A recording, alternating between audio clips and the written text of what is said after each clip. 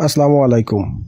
অনেকে মনে করেন শুধুমাত্র জ্বর হলে ডাক্তারগণ নাপা প্রেসক্রাইব করে থাকেন, কিন্তু প্যারাসিটামল বা নাপা সিরাপ জ্বর ছাড়াও আরও কী রোগে কাজ করে এবং এর সঠিক ডোজ সহজভাবে জানবো এই ভিডিওতে। আপনারা দেখছেন চিকিৎসা বার্তা। বিভিন্ন জনপ্রিয় ঔষধ এবং নতুন ঔষধের আপডেট পেতে আমাদের চ্যানেলটি সাবস্ক্রাইব করে রাখতে পারেন। ভিডিওটি পছন্দ হলে লাইক করতে পারেন এবং বন্ধুদের সাথে শেয়ার করতে পারেন, এবং আপনার গুরুত্বপূর্ণ মতামত কমেন্টে জানাতে পারেন। তো বন্ধুরা, চলুন শুরু করি।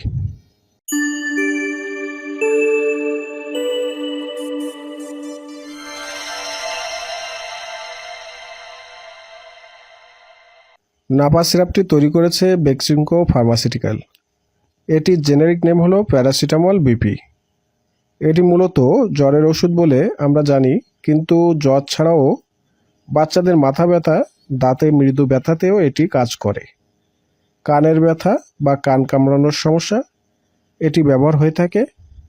বাচ্চারা খেলাধুলো করতে যেয়ে অনেক সময় আঘাতপ্রাপ্ত হয়। ব্যথার পরিমাণ হালকা হলে ডাক্তারগণ নাপা সিরাপ খেতে দেন।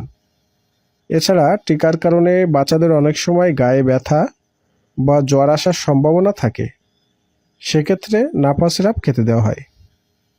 সর্দি জ্বর বা ইনফ্লুয়েঞ্জায় নাপা সিরাপ কার্যকর। এছাড়া শিশুদের টনসিলের কারণে গলায় ব্যথা অথবা মধ্যকর্ণের প্রদাহ, ব্রঙ্কাইটিস, নিউমোনিয়া প্রভৃতি জীবাণুর আক্রমণ সৃষ্ট রোগে অ্যান্টিবায়োটিকের সাথে ডাক্তারগণ নাপা অর্থাৎ প্যারাসিটামল সিরাপ প্রেসক্রাইব করে থাকেন। এছাড়া মাথা ব্যথা, শিরার ব্যথাতেও নাপা সিরাপ দেওয়া হয়। পেশির যন্ত্রণা অর্থাৎ মায়োলজিয়া, স্নায়ুর ব্যথা বা নিউরালজিয়ার সমস্যায় নাপা ব্যবহার হয়। প্রদাহ বা ব্যথা লাঘবের ক্ষেত্রে যদিও অন্যান্য ব্যথানাশক ঔষধ এনএসএআইডি গ্রুপের ঔষধের মতো এতটা কার্যকর নয়, কিন্তু ব্যথানাশক ঔষধ অপেক্ষা এটি নিরাপদ ও পার্শ্ব প্রতিক্রিয়া কম, এবং এটি অ্যাসপিরিন বা ব্যথানাশক ঔষধের মতো পাকস্থলীর ঝিল্লিতে প্রদাহ সৃষ্টি করে না। তাই নতুন করে অ্যান্টি আলসারেন্ট বা গ্যাসের ওষুধ খাওয়ার দরকার হয় না। এবার আসি নাপা সিরাপের ডোজ বা খাওয়ার নিয়ম নিয়ে। জ্বরের ক্ষেত্রে যদি ব্যবহার করি তাহলে ইন্টারন্যাশনাল নিয়ম অনুযায়ী বগলের নিচে টেম্পারেচার বা তাপমাত্রা মেপে যদি 100 হয় তাহলে নাপা দিতে হবে। এটি শুধু জ্বরের ক্ষেত্রে। 0 থেকে 6 মাস বাচ্চার যদি জ্বর আসে তাহলে আমরা 0.5 ml নাপা ড্রপ বা প্যারাসিটামল দেব। আবারও বলছি, খেয়াল করুন, 0 থেকে 6 মাসের বাচ্চার 0.5 ml নাপা ড্রপ বা প্যারাসিটামল দিতে হবে। এটা আমরা 6 ঘন্টা পর পর দিতে পারি। 6 থেকে 9 মাসে আমরা দেব 0.75 ml। 6 থেকে 9 মাসের বাচ্চার 0.75 ml দিতে হবে। আর যদি বয়স 9 থেকে 12 মাস হয় তাহলে আমরা 1 ml নাপা ড্রপ দেব। 9 থেকে 12 মাস হলে 1 ml নাপা ড্রপ দিতে হবে। একটু বড় বাচ্চাদের নাপা সিরাপ ব্যবহার করব। একটু বড় বাচ্চা যেমন 8 কেজিতে নাপা সিরাপ দেই 1 চামচ। 12 কেজি ওজনের বাচ্চার জন্য নাপা সিরাপ দিতে হবে 1.5 চামচ। 16 কেজি ওজনের বাচ্চার জন্য 2 চামচ। 20 কেজিতে 2.5 চামচ এবং 30 কেজিতে একটা ট্যাবলেট লাগবে। এই ঔষধ সাধারণত 6 ঘন্টা পর পর দিতে হয়।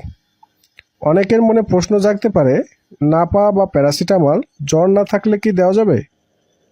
আমি ক্লিয়ার করে বলছি, নাপা 100 তাপ না থাকলে দেওয়ার দরকার নাই। তবে যদি 6 ঘন্টা আগেই তাপ এসে যায় সেক্ষেত্রে 4 ঘন্টা পরও প্যারাসিটামল বা নাপা দিতে পারবেন, কোনো সমস্যা নেই। অনেকে বিভ্রান্তিতে পড়েন যে নাপা সিরাপ দেওয়ার পরেও কি সাপোজিটরি দেওয়া যাবে। যদি জ্বর 101 ডিগ্রি ফারেনহাইটের উপরে যায় তাহলে আপনি সাপোজিটরি দেবেন। সেক্ষেত্রে নাপা ড্রপ বা সিরাপ দিয়েছেন কিনা সেটা দেখার দরকার নাই।